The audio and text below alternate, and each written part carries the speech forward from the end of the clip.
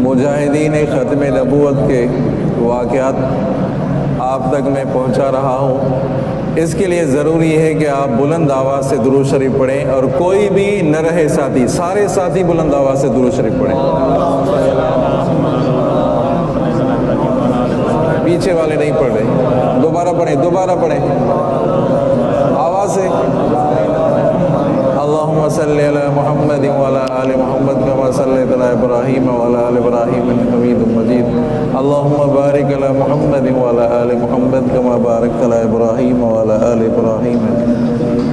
آپ علیہ الصلوۃ والسلام نے فرمایا، جو بھی میرے اوپر درود بھیجتا ہے، فرشتے سیاحین ہیں، سیر کرنے والے، وہ فرشتے میرے روز اطہر پر آتے ہیں، وہ آ کر عرض کرتے ہیں کہ فلاں بندے نے، فلاں بندہ، فلاں کا بیٹا، اس نے آپ کے اوپر درود پڑھا ہے۔ درود شریف پڑھنے میں سستی نہ کریں۔ ہری ہے شاخ تمنا ابھی جلی تو نہیں، ہری ہے شاخ تمنا ابھی جلی تو نہیں، دبی ہے آگ جگر کی مگر بجھی تو نہیں، جفا کی تیغ سے گردن وفا شعاروں کی، کٹی ہے برسر میدان مگر جھکی تو نہیں۔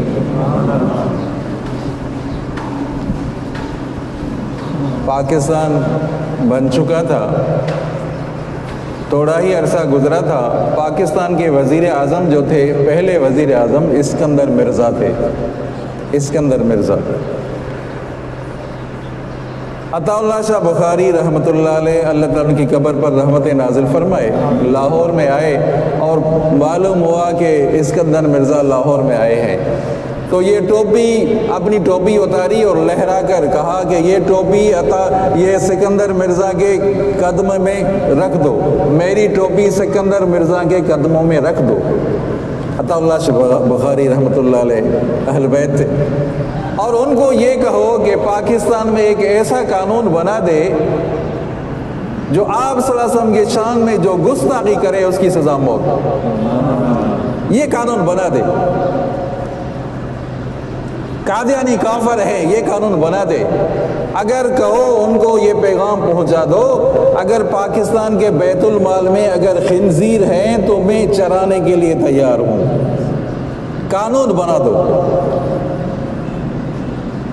قانون کہاں بناتے وہ علماء کے سخت مخالف تھے، سخت دشمن تھے،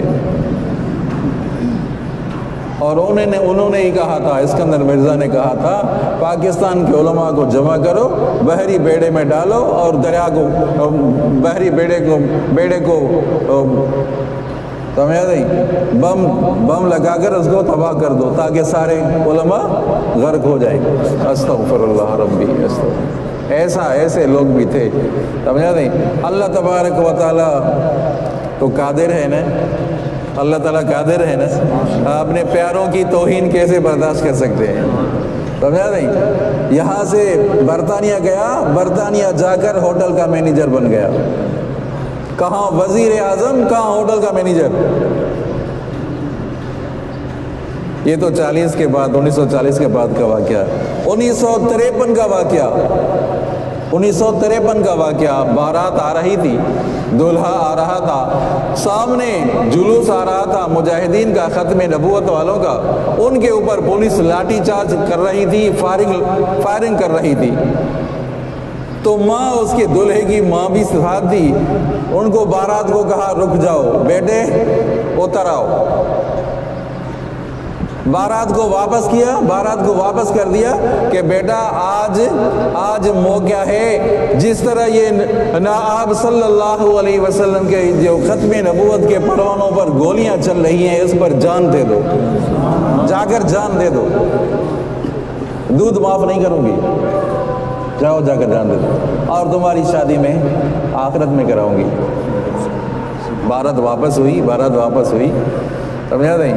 اور وہ نوجوان بھی ایسا تھا فرما بردار، جلوس میں گیا اور جاتے ہی اس کو گولیاں لگی، جب گولیاں لگی تو ساری سینے میں لگی، اور کہا کہ یاد رکھنا میں دودھ معاف نہیں کروں گی، اگر پیچھے سے گولی لگی تو دودھ معاف نہیں کروں گی، پیٹھ میں گولی لگی تو معاف نہیں کروں گی۔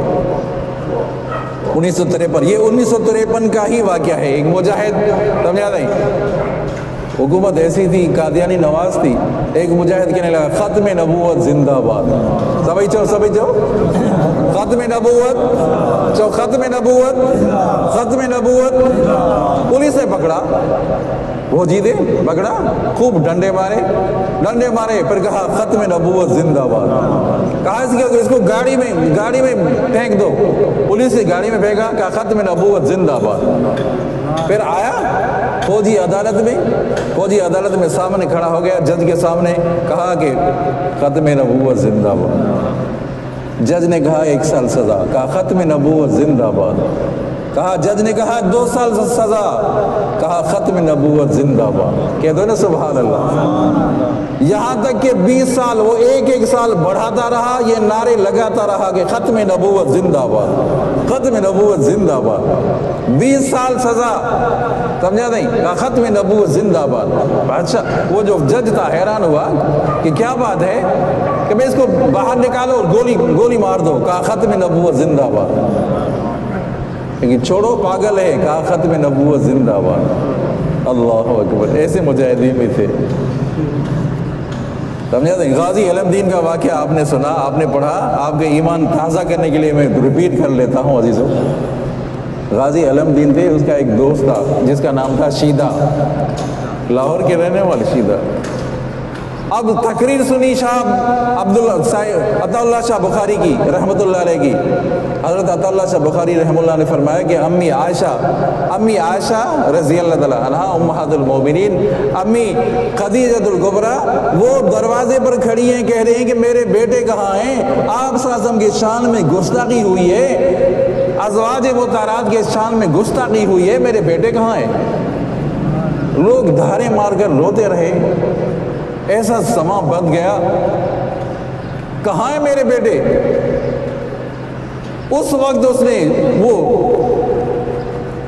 علم دین بھی اس جلسے میں تھا، تقریر میں تھا، اس وقت تازہ یہ شرارت اس نے کی، راجپال نے کی، بات جنگل کی آگ کی طرف پھیل گئی، ہر گھر میں یہ چرچا کہ وہ راجپال ہے، آپ صلی اللہ علیہ وسلم کی شان میں اس نے گستاخی کی ہے، اما عائشہ صدیقہ کی شان میں گستاخی کی ہے۔